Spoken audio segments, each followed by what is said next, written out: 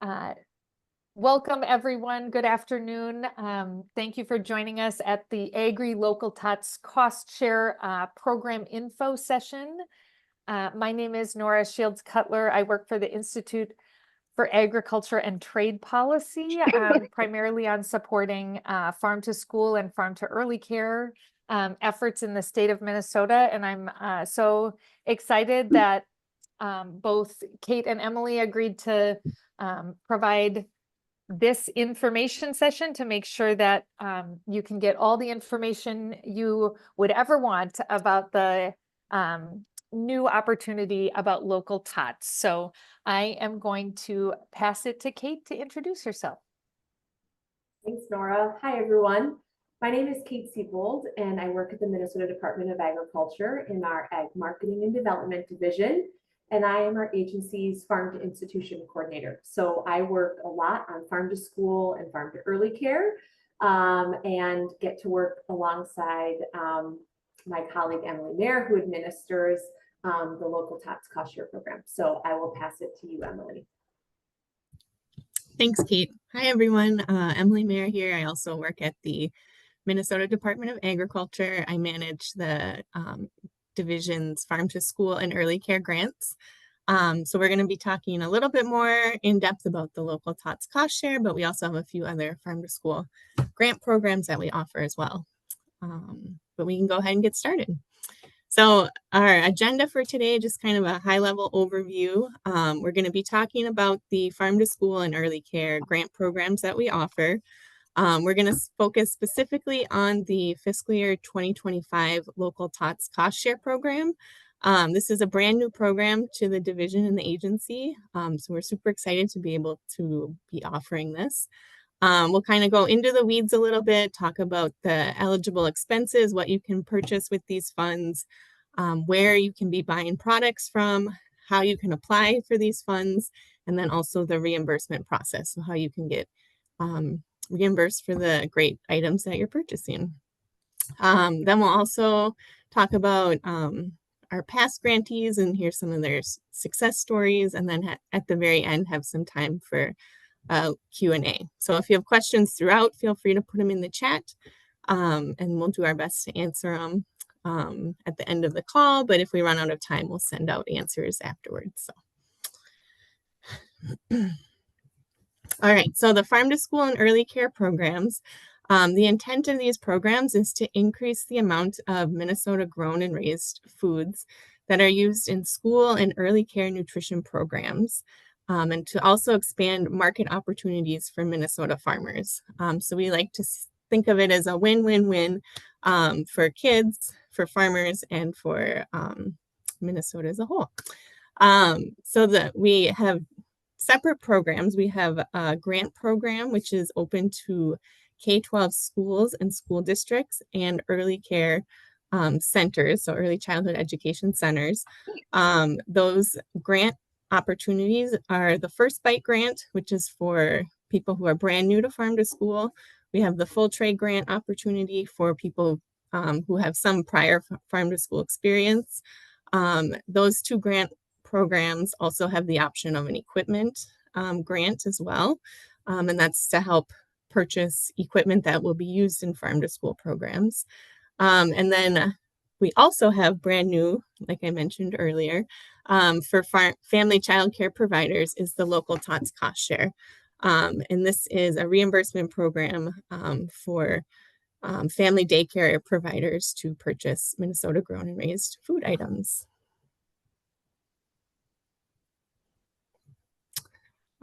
So we will keep moving ahead. So the local Tots Cost Share is available to family child care providers that participate in the Child and Adult Care Food Program, also known as CACFP. So it's a requirement that you participate in CACFP. This is a cost share program. It's not a grant program, so it's non-competitive. We expect to award up to $100,000 for the local Tots Cost Share program as a whole. We're currently estimating that applicants would receive up to $1,000, but that final number really depends on the total number of letters of intent that we receive from interested parties. With the local Tots cost share, there's no match requirement. So if you receive an award of $1,000, that means we will give you $1,000 to make your local foods purchases. So a little bit more about the program. It's a reimbursement-based program, so that means that you will be purchasing items and then submitting follow-up documentation to the Department of Agriculture to receive your funds for those items that were purchased. Items can be Minnesota grown and raised, and they must be used in the CACFP meal or snack program. Purchases will be between December 1st of 2025 and December 31st of 2025. So you have full calendar year to use your funds. To apply for these funds, you must submit a letter of intent, which is, it's not an actual letter, it's just our online form that indicates that you're planning to participate in this, and that helps us determine our final award amount. And the letters of intent are due October 24th, 2024 at 4 p.m. So put that in your calendar, fill out your form early before October 24th, but you have until that date to submit your information. And then just how this program interacts with CACFP. Like I mentioned, family child care providers must be actively participating in CACFP in order to be eligible for this program. The foods that you're purchasing must be used for CACFP meals or snacks.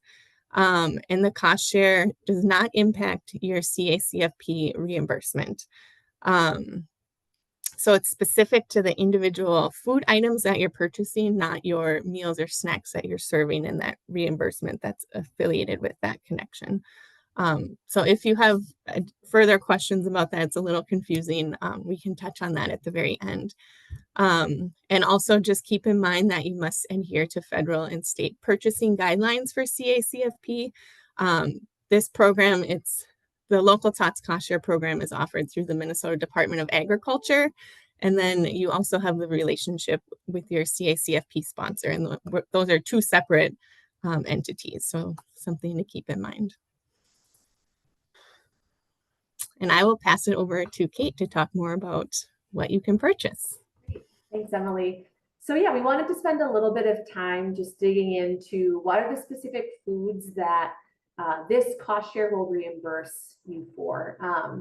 So as Emily mentioned early on, this cost share is really designed to increase access to local foods in child nutrition programs and expand market opportunities for Minnesota farmers. So at its core, this cost share is really looking to increase your purchases of Minnesota grown and raised foods.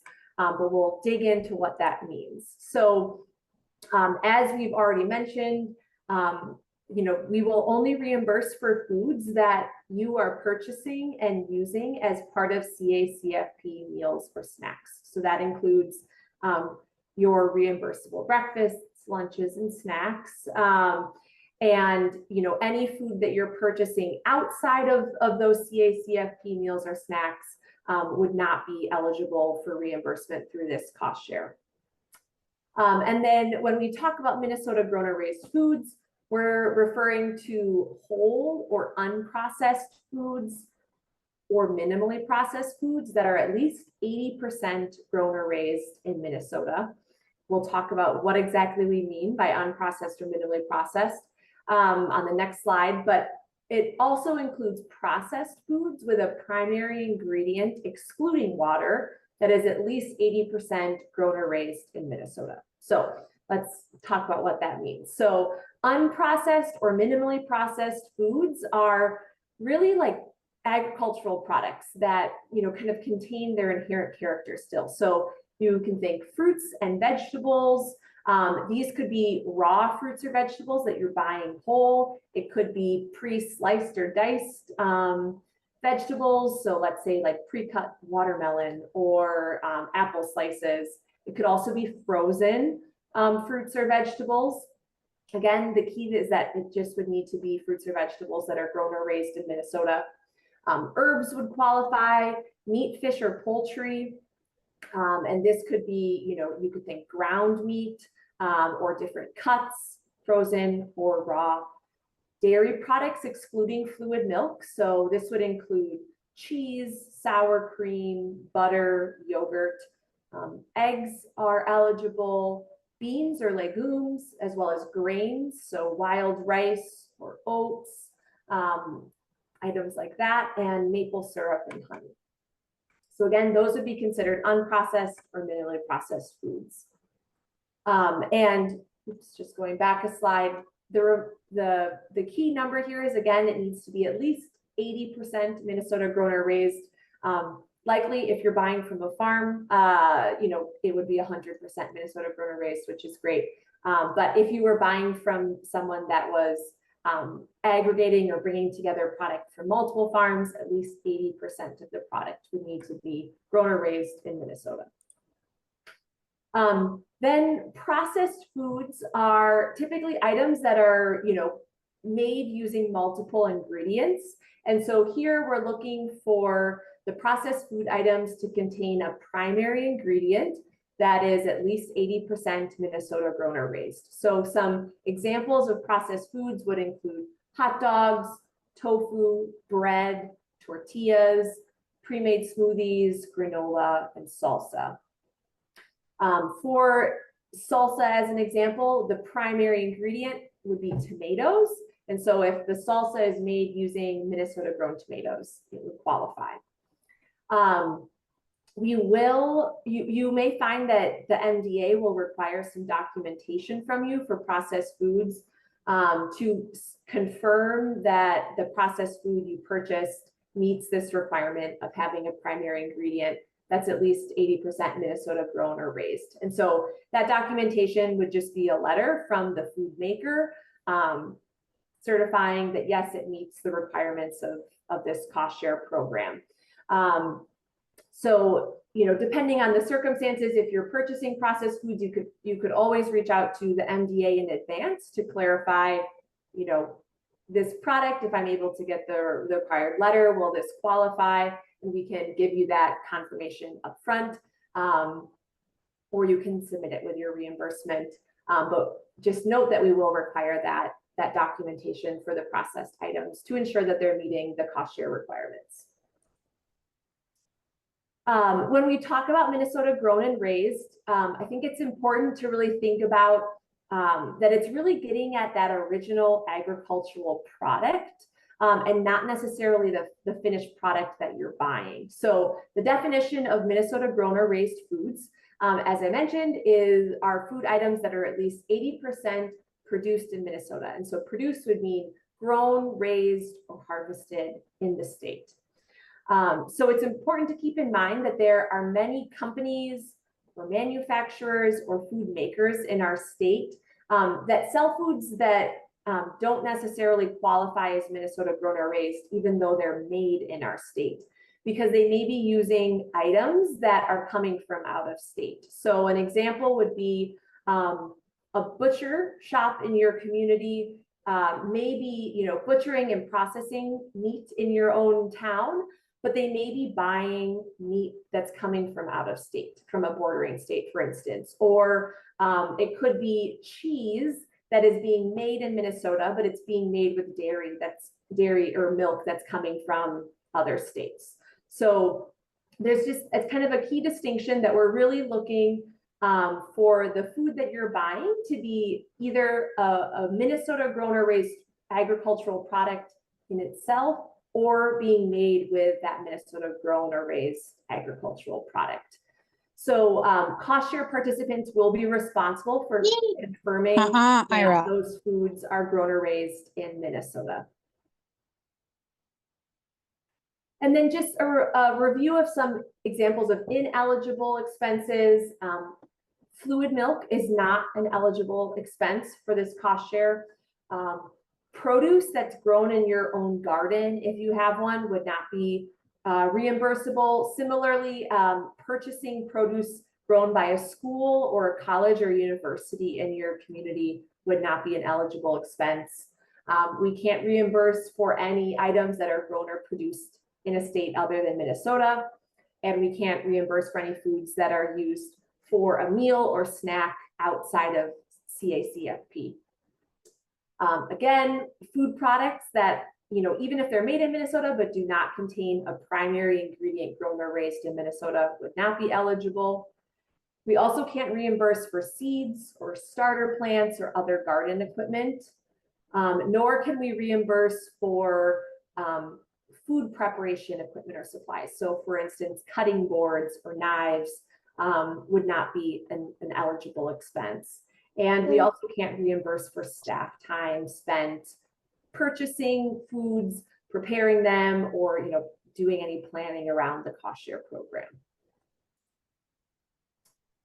So where can you buy the food for this? You have some options. You could go and purchase directly from a Minnesota farmer or farm in your area. And this would include buying a CSA share. CSA stands for Community Supported Agriculture. And a CSA share is something that you can purchase typically in the winter or early spring at the start of the growing season. You pay a specific amount set by the farm, and then you will receive a CSA share, or like a box of produce typically, throughout the growing season. And you might get a box every week or every other week. And it's called a CSA share because you're kind of sharing some of the risk and reward of the growing season with the farmer. So it can sometimes be a surprise what you get in your CSA box, just based on what is available at that time of the growing season. Every CSA operates a little differently, but you can look into it with farms near you. And so buying a CSA share would be an eligible expense, or you could just purchase directly from a farm through a farm stand, or just connections that you have with a farm near you. You could also go to a farmer's market. If you are shopping at a farmer's market, a key thing to keep in mind is that you will need to confirm that the farmer you're purchasing from at the farmer's market is growing food in the state of Minnesota. Depending on where you are in our state, your farmer's market may have farmers that are growing in Wisconsin or Iowa or North Dakota, for example. And so just confirming that what you are purchasing was grown in Minnesota will be key, and noting that location, because you will be required to report the name of the farm and the location. And so make sure to note that when shopping at the market. You could also purchase at a retail setting. So this would include a grocery store or a food co-op. And similar to the farmer's market, if you are purchasing at a retail setting, you will need to note the farm and location. So if you're in a grocery store and you see a sign that just says local tomatoes or local sweet corn, you would need to get information, ask the store manager, for example, to provide the name of the farm and the location. Note that so that you can include that in your reporting to the MDA. And so I will now pass it to Emily to talk a little bit more about how to participate and what that documentation process looks like for reimbursement. Thanks, Kate. So we can hop to the next slide. Yep. So as I mentioned earlier, if you're interested in participating in the local Tots cost share, you're going to need to submit a letter of intent using the MDA, Minnesota Department of Agriculture's online application system. There's a link for it off of the webpage for this program. So we'll send that out later. But so if you're a new user, which you probably will be, you'll need to create an account within that application system. And then once you're logged in, you'll need to search for the local Tots cost share. As I mentioned earlier, we have grant programs that are also open at the same time. So you want to just make sure that you're applying for local Tots cost share and not the First Bite grant or the Full Tray grant. Those would not be what you're looking for. So then once you click into all that, you'll be brought to the letter of intent form. It's called the letter of intent. It's more just a form where you're going to enter your information, answer a few questions. You'll also need to submit a W-9 for your business or for yourself, depending on how your daycare is set up. And then you'll click submit, and all your info will be saved and collected, and that's all you need to do. You need to complete all that by October 24th, 2024 by 4 p.m. at the absolute latest. We cannot accept applications after that 4 o'clock deadline. So apply early, submit your stuff early, reach out to us if you have questions. We're happy to help you with the process. Yeah, so we can hop to the next slide. So the reimbursement process, you'll submit your letter of intent by October 24th. By the end of the year, by December 31st, 2024, we'll send out an award letter that will let you know how much money you have available through this cost share program. And then starting January 1st, 2025 through the end of 2025, you'll be able to make those purchases on eligible food items. The total amount for your reimbursement will be included in your award letter. So it's really important to not start making purchases before January 31st, or January 1st, 2025, because we won't be able to reimburse you for that. So just kind of keep that timeline in mind as you're starting to think about what you would like to purchase. So Kate kind of touched on this a little bit. In order to be reimbursed for the items that you're purchasing, you'll need to submit some documents and documentation to the Minnesota Department of Agriculture in order to get your funds. So we will put together a reimbursement worksheet, which is just an Excel spreadsheet that has the name of the vendor or farmer who you're purchasing from, their location, the amount of the dollar amount that you purchase from that farmer, and what you're asking for your reimbursement. That'll all be outlined on that worksheet. You'll also need to submit your proof of purchase. So that's either the receipt or the invoice that you're going to be getting from the farmer, from the grocery store, as your CSA receipt that shows that you are purchasing these local items. And then we also need to see proof of payment for each of those items. So proof of payment is a canceled check from the bank, your credit card statement that shows that the vendor was actually paid, the receipt for each of those eligible items. And as Kate mentioned, as you're purchasing these items, you need to know the farm name and the location. So if you're at the farmer's market, make sure you're asking that vendor what their business name is, where they're located, making sure that they're in Minnesota. And you're going to include that information on that reimbursement worksheet. Also, for processed products, Kate mentioned this too, you're going to need a written letter from the company that says that their product meets that 80% Minnesota grown requirement that we have for our food products. So if we'll go into more detail about that after the application period has closed. So don't worry about this right now. We'll touch on this all again later, but we just want to be upfront about what's going to be required of you as the cost share progresses. Just a couple of final reminders, as we've mentioned, October 24th, 2024 at 4 p.m. is the deadline to submit your letter of intent. Start early. You can apply now. You can fill out your letter of intent this afternoon yet if you would like. Make sure that you are reviewing the local Tots cost share summary document. This can be found on the webpage.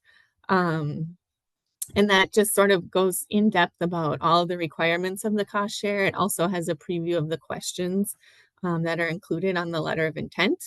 So if you want to see what you're getting yourself into before you create your profile on the application page, you can view all that in the cost share summary document. And then there's that QR code on the screen right now. That'll take you to the Farm to School and Early Care Grants webpage, housed on the MDA's website. And that'll have links to the local Tots cost share and get you more information that's specific to this program. And just final note, our contact info. Again, my name is Emily. I'm the grants coordinator for the Farm to School and Early Care Grants. And then Kate is the farm to institution coordinator. We're both here to help you through the process. If you have questions, feel free to reach out to either one of us. We're happy to help. And we're going to pass it over to Nora now to talk about some of the past grantees that we've worked with and some of their stories that they've done. Thanks, Emily. And yeah, actually, I think I'm going to skip this. You all are busy folks, so we're going to just move right into, I was just going to highlight a couple really briefly highlights from some of you may have filled out a farm to early care survey last year, and I thought a couple of the tidbits might be relevant as you're planning for this, and then just a couple of things I've learned from working directly with schools and early cares and some suggestions. I am a nonprofit staff member, so these are things that I've learned or suggestions I might have, and they're not MDA requirements. So next slide, please.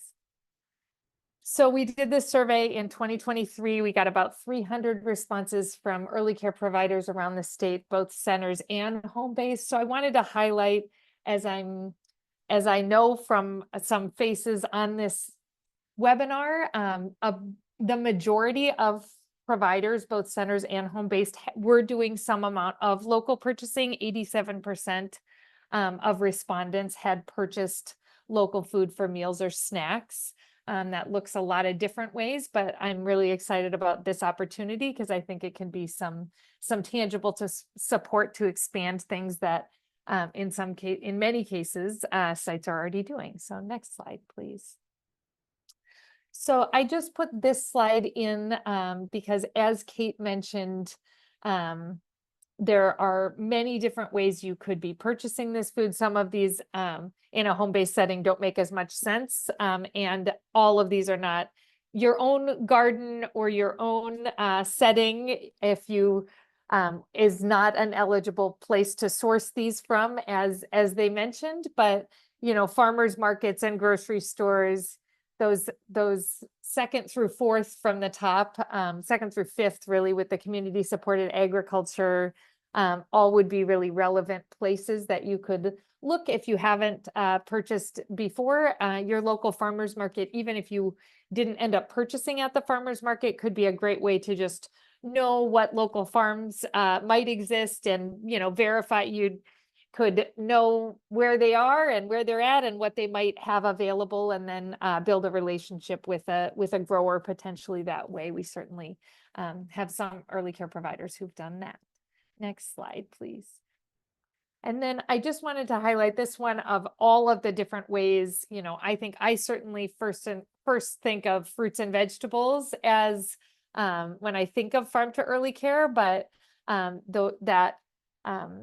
as my colleagues mentioned, or my friends mentioned, local protein, meat, tofu, eggs, dairy, excluding fluid milk, what grains, legumes are all eligible purchases under this grant. Next slide, please.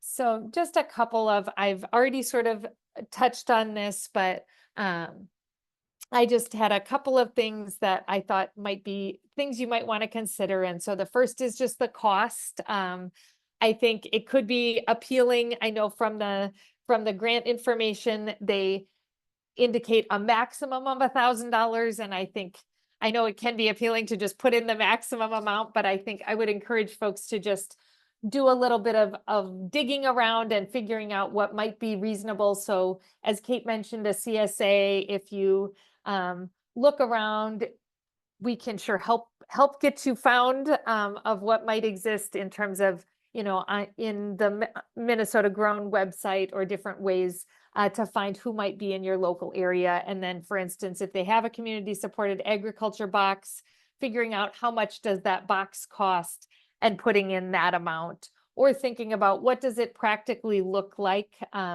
for you, so that you make sure that you're able to expend the funds. Because I really want to make sure that this program is available to the maximum number of people it can be, and that folks are able to be reimbursed for purchasing local food. So just thinking about what you can reasonably expend. And then secondly, the logistics of how you're going to get that product. So thinking about what is available at your local grocery store, what is available at your local farmer's market. Is that a day and time that is feasible, or does working directly with a local grower make more sense, or doing more bulk purchasing is another thing to just consider about the documentation. As they mentioned, you will have to provide receipts for all of those things. So if you have a CSA or a bulk option to purchase, maybe if you can make that work in your financial situation, then having one larger purchase and then one reimbursement process would be, you would only have to provide one receipt if you only have one bigger purchase, and might be a little less time required on your end. And then sustainability, thinking about what are the ways, I would encourage folks, you all are very busy, you have a lot of things to do. So what are the ways that are feasible in your life to make this easy for you? Is there a convenient local spot? If not, can you work directly with a local grower maybe to figure out a convenient pickup time? How could this spur maybe some local purchasing or some new ways of purchasing that you haven't had the financial bandwidth for, but that you might be able to sustain in different ways going forward. And then, as has been mentioned, I just wanted to re-highlight thinking about the whole meal, thinking of fruits and vegetables, also meat, poultry, fish, local grains, legumes, and thinking about the whole year too, right? Fruits and veggies, local. You might have to get a little more creative depending on where you are in the state, what things are available at different times of the year. So just trying to set yourself up for making it as easy as possible, and also working your way around the whole plate for you and for the kids you care for. All right, next slide. So I think I have a few of I was going to work through in the order they're in. So I was going to just get answered some of the questions in the chat. If things are coming up for you, please add more to the chat, and we'll get through as many as possible. And if there's not an answer, we'll get you an answer.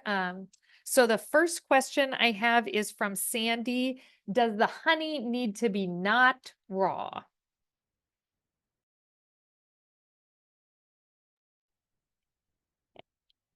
Emily or Kate, any? Yeah, I can.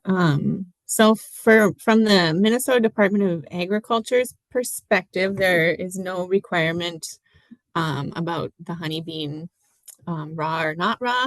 But that's something that you would want to make sure you're following your CACFP guidelines in order to make sure you're complying with that program and also with ours as well. And obviously, you all know better than I do, we don't serve honey to children under the age of 1 year. So depending on your context, honey might or might not be a great fit for you.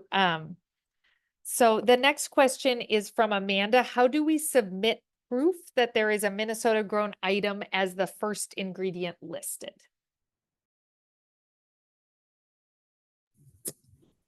Yeah, so that would be, you would need to have a letter from the food company.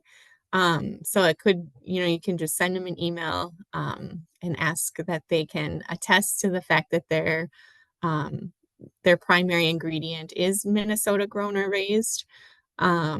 Usually that's, not a difficult thing to get. It's just a little bit of an extra step that you would need to do in order to get your reimbursement.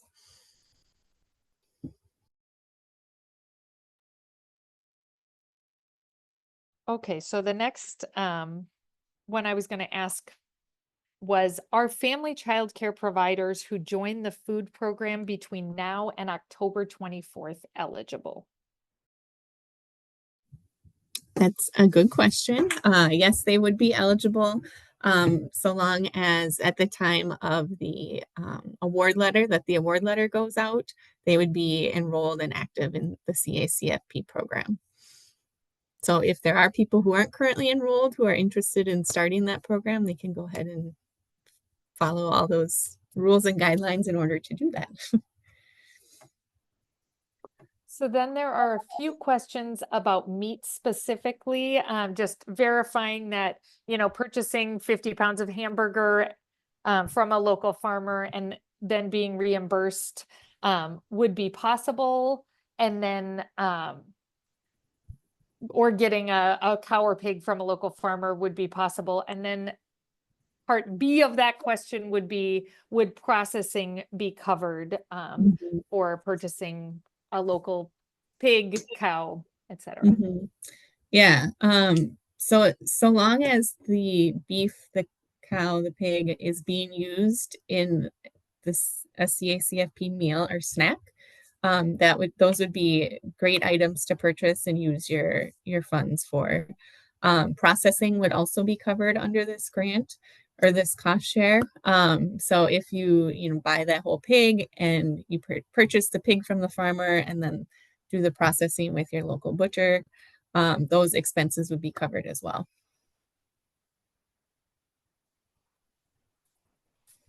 I'll just add, I can't remember if this came up earlier, but similar to how we can reimburse for processing, if you were to, let's say, get a CSA share that offers delivery, and there's a fee associated with the delivery for that CSA share, that would be reimbursable as well.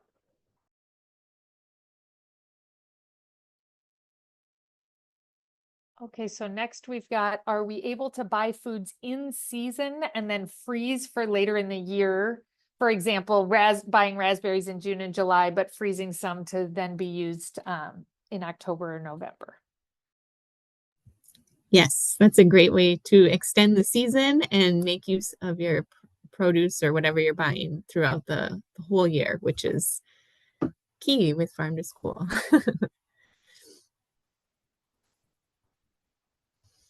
And next we have a question about equipment and just verifying that within this local Tots opportunity, that equipment is not covered. Correct. Equipment is not a part of the eligible expenses for this cost share program.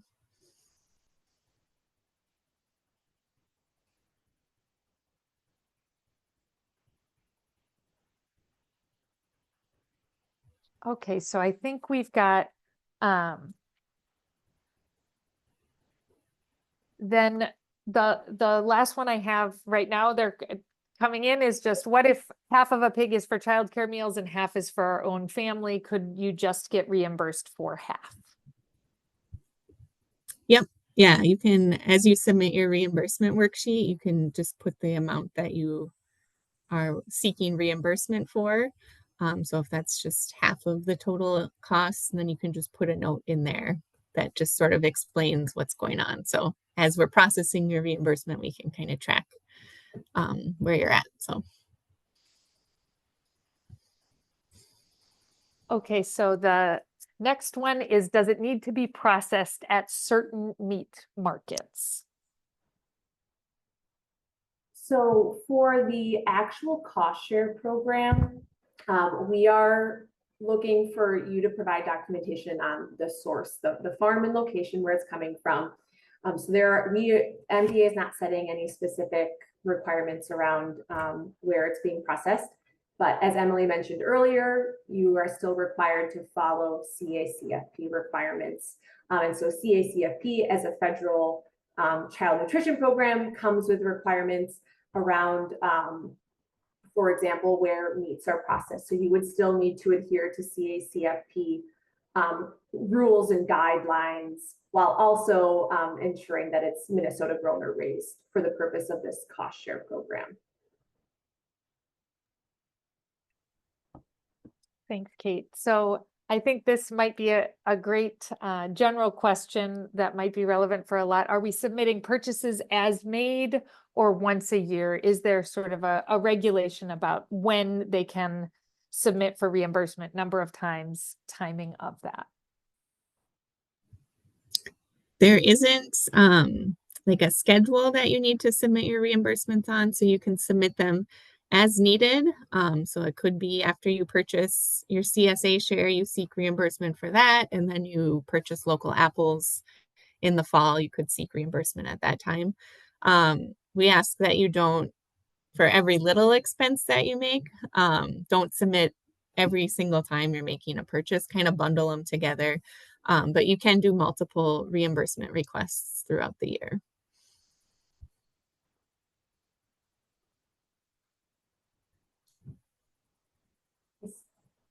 I see the question on list of meat markets that are CACFP approved.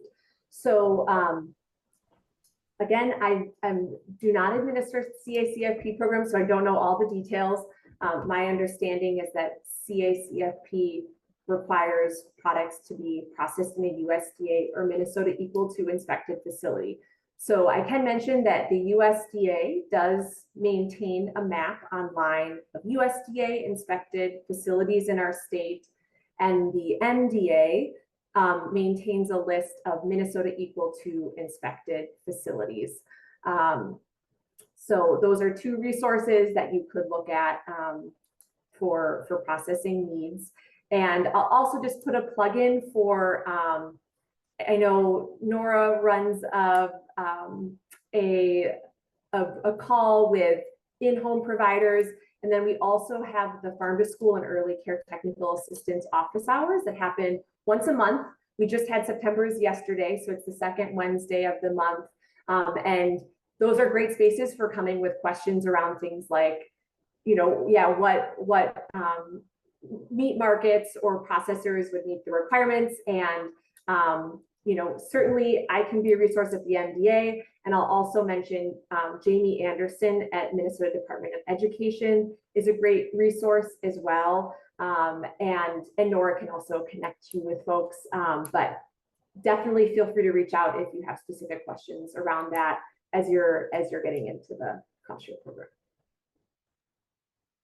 And then please, Emily and Kate, correct me if I'm ever wrong here, but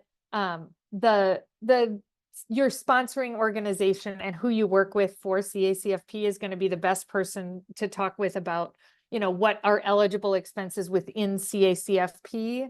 My interpretation of this local TOTS cost share is the additional documentation that will be required by MDA is sort of in line with MDA's goal, which is supporting Minnesota growers. So it's providing that proof of purchase that says that, you know, this is from a Minnesota grown or raised. There are lots of definitions of local, but the Minnesota Department of Agriculture, the local definition is Minnesota. So that's really the documentation focus is on proof of payment and proof that the farm, the whatever product was raised in Minnesota. Correct. And so just thinking about meat, I think the key distinction there is that if you are buying meat locally, that you again want to make sure that the original, you know, beef or pig that you're purchasing was from a Minnesota grown and raised farm, not just from a Minnesota business that's processing that meat. So that's the documentation that we'll be looking for, is the name of the original farm or farms and location, and you would submit that on your reimbursement worksheet. Great. So I'm seeing some questions, and could you review in terms of the award letter, what folks can expect in terms of, so they fill out their application and then when award letters would be issued, and then the reviewing just the time frame for purchases. Mm-hmm. Yeah, so your application is due October 24th. We'll send out award letters by the end of this year, so by the end of December 2024. And that will, in that award letter, it'll say your total amount that you're going to receive for this cost share program. So let's say it's $1,000. It'll say you have $1,000 to spend between January 1st, 2025 and December 31st, 2025. So it's not sort of segmented out throughout the year. It's just sort of an upfront, like, here's how much you can expect to be reimbursed so long as you're submitting those expenses to the MDA.